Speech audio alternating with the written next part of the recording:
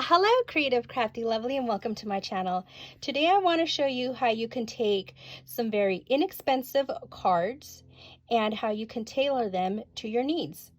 When I go shopping, I like to get cards that are blank, like this one right here, and it's blank on the outside and it's also blank on the inside.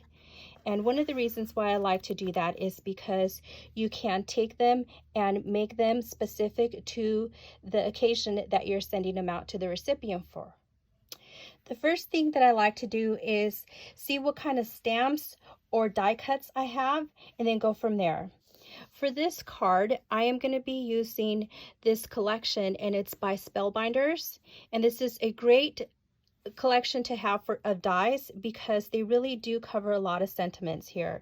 They have a thank you, hello, hooray, celebrate, and for you.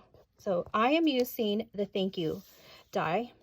And what I have done is I went ahead and I already cut it out on my machine.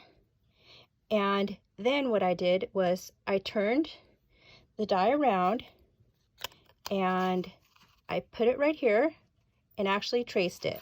After I was done tracing that, I fussy cut it and then I put on the sentiment right in the middle, like this. Okay, so let me set that aside.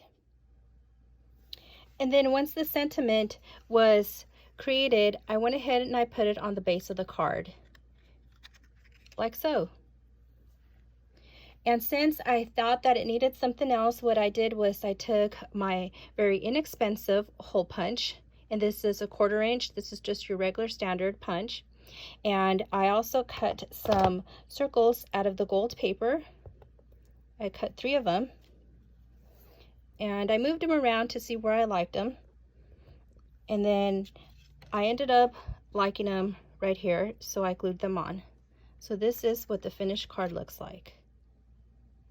And then for the flower cards, this is what they look like.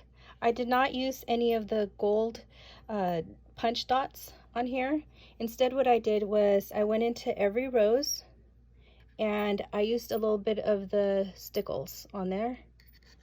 And what that does is that creates a little bit of interest and it just keeps your eye moving, but of course having the thank you as your focal point.